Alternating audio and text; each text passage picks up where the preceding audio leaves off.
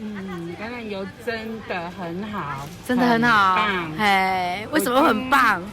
咳嗽了差不多1个月吧。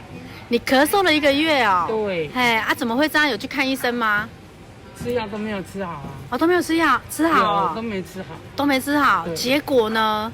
结果我们凯珍妹妹马上就帮我送橄榄油来。是。我只有喝1瓶，1瓶分2次喝。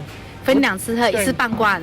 对。1天喝半罐，然后第2天我就压住了就好了。哦，真的。